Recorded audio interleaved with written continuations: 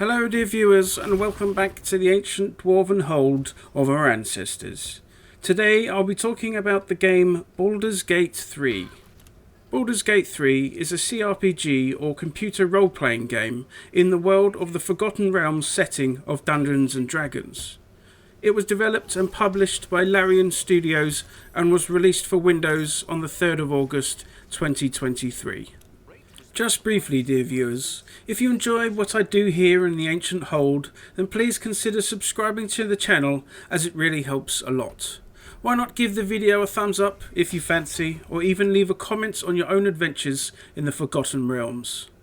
Now dear viewers, Baldur's Gate 3 is a massive game with many hours of content that it would take even a long beard many days to complete enough for a well-informed and fair review. I will of course be doing that, but another mighty dwarf sat across the feasting table one night suggested people might like a quick initial thoughts video about my time with the game, playing the first 10 to 15 hours or so. So that is what I'll be doing here, dear viewers. In this video I will tell you about my first experiences of the game.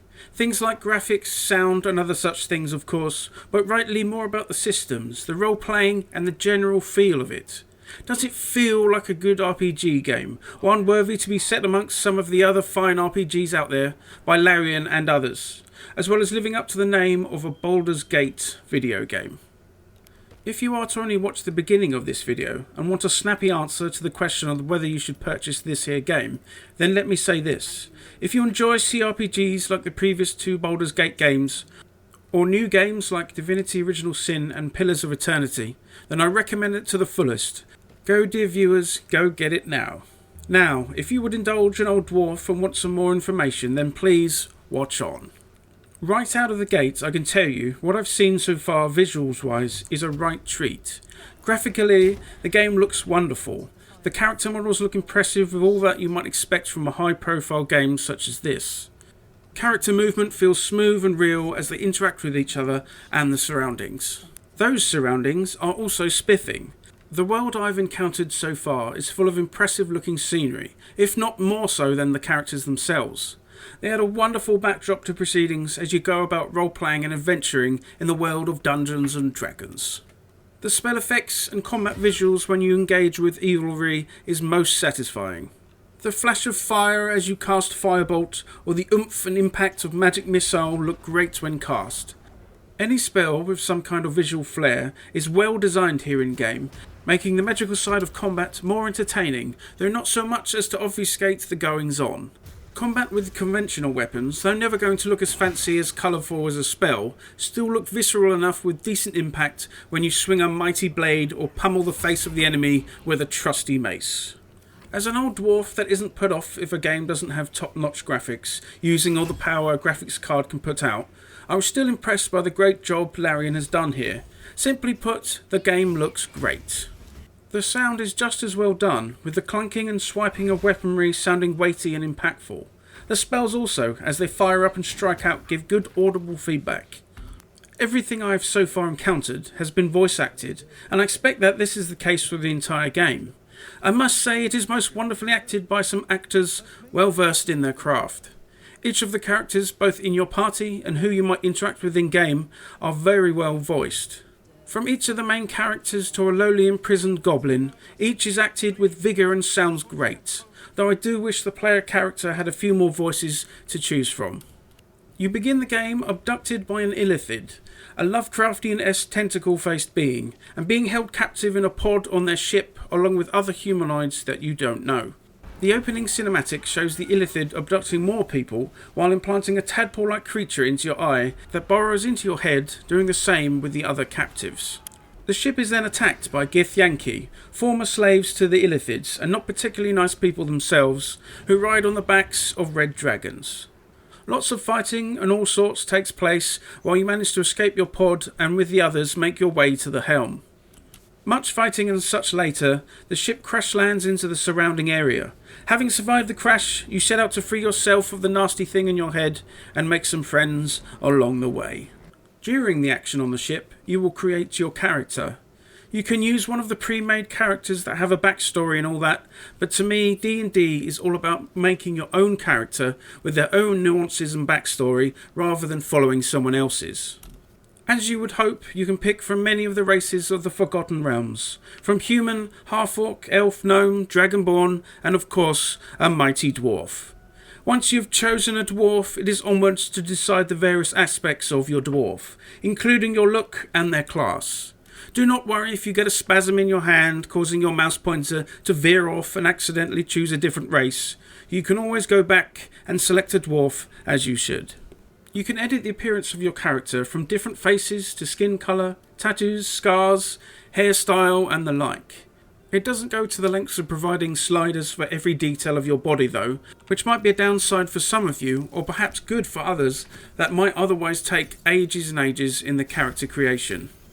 Once you've created a great bearded dwarf, it is time to look at your class. As per the 5th edition of Dungeons & Dragons, there are many classes to choose from, including what you might expect to find in such a setting as this. Bard, Druid, Cleric, Paladin, Druid, Warlock, Sorcerer, they are all here. Each class has numerous settings you can choose from, like the Oath of a Paladin, the Spells of a Wizard, or the God of a Cleric. It brings joy to us role players that like creating unique characters with our imagination, but it isn't overcomplicated and confusing. Once you crash land in wherever you are, you'll set out in earnest in an attempt to excise the creature in your head, before it's too late and you are transformed into an evil Silithid. You will meet several characters as you explore the local area, from an angry Gith Yankee to a half-elf cleric to a duelist and a sneaky high-elf rogue. You can only have a maximum of 4 characters in your party, rather than the 6 of the 2 previous games. This means you'll have several other companions at your camp, rather than out adventuring with your party. I do have to say I would have preferred to have 5 or 6, so I could build a more fully rounded party, but I can manage with 4. Trying to build a well-rounded party is still important. It is good to have someone who can tank some hits in melee, along with some healing from somewhere, and someone who can dish out some range damage.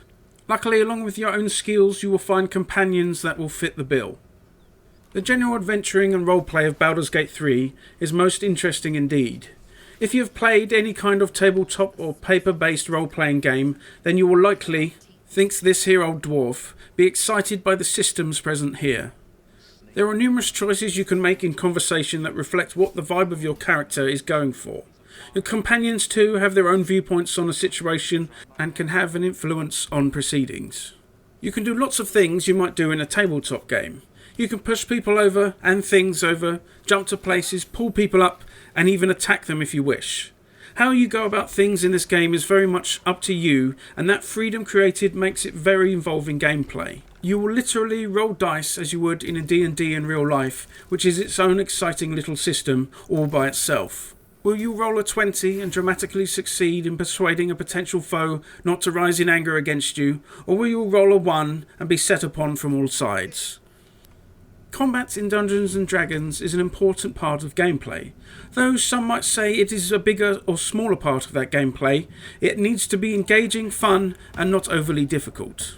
I think Larian has done a great job here in transposing combat from pen and paper to pixel and computer form.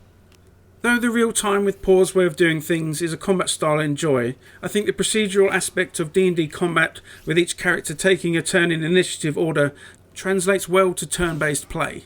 With turn-based, it is easy to split up the rounds clearly, allowing you to visually note how long some spell or effect might last.